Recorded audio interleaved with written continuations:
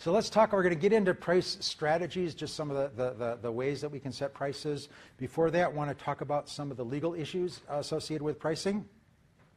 Regulations, price fixing, discrimination, deceptive, and predatory pricing. Business law in the United States, I guess I can't say is more complicated than elsewhere. It's as complicated as it is here. In the United States, commerce is regulated at 3 different levels. At the federal level, at the state level, and at the local level. And the way our Constitution is set up is that most commercial regulation happens at the state level, some at the federal level, and then each municipality may have different regulations. For example, in this city, if you want to be an Airbnb host, you need to have a business license. Other cities, you might not. The goal of federal regulation, especially when it comes to pricing, is to encourage competition and to discourage the formation of monopolies or anti-competitive practice. The principle is that prices should be determined by supply and demand, should not be determined by business people getting together and agreeing what would be the best price for us. So one of the things that you shouldn't do is price fixing. Price fixing is where you get together and agree on what prices can be. Horizontal price fixing is where competitors in the same industry get together and agree on what prices will be. Remember when we talked about oligopoly pricing with that kinked demand curve, there is a natural incentive for businesses to want to cooperate to set prices, because I can't raise prices or lower prices on my own, but if we act in concert, we can be effective. That's against the law. And again, one of the workarounds for that is, rather than getting together to agree to set prices, they use a price signaling mechanism where one company, usually the dominant company in the industry, makes an announcement that there will be a price change at some future point and then waits to see whether the rest of the industry responds in kind. Another kind of vertical price fixing is vertical price fixing. This is fixing prices along the channel of distribution, which we haven't talked about yet, which means that the manufacturer would dictate prices that a retailer can sell a product at. Up until 2006, that was absolutely against the law. The reasoning was that as a merchant, if I take title to the product, it's mine. I can do with it whatever I want. If I want to sell it at a low price, I can sell it at a low price. But once I've taken title to it, you as the manufacturer can't tell me what to do.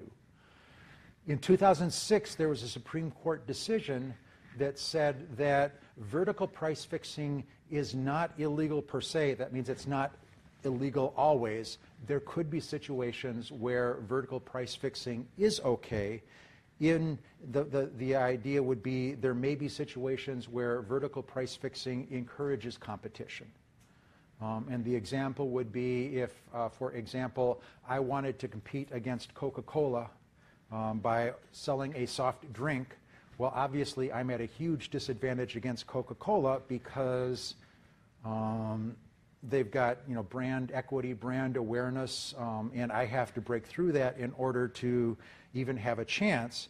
So if I started out by saying, if you're going to sell Bruce's Cola, you have to sell it at $1 a bottle, and there's no negotiation over that, because I need that $1 a bottle in order to support an advertising campaign that would give me a chance against Coca-Cola.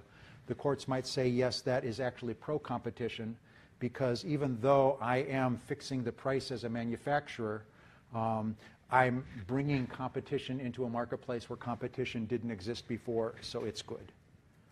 So again, not illegal per se, but if it increases competition, it could be okay. Yes? Case by case at this point. The guideline is it pro-competition or anti-competition? Another kind of bad thing that you can do with your pricing is price discrimination. And this is where you charge different customers different prices for the same product. Now, first off, in consumer markets, that's okay.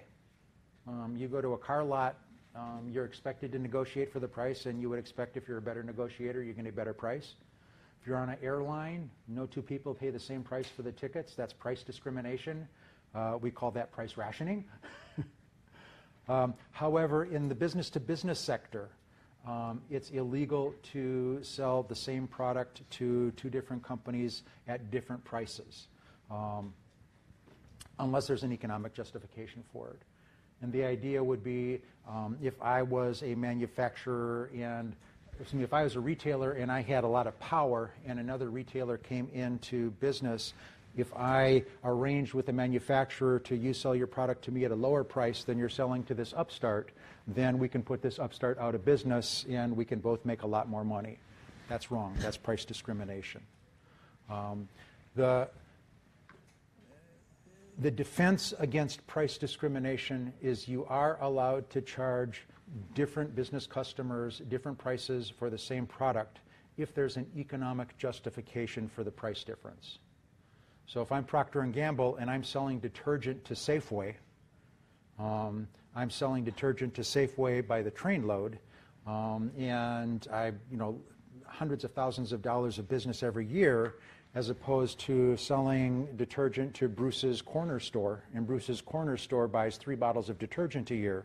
The costs of servicing a 3-unit account are a lot different than the costs of servicing a 300 trainload account.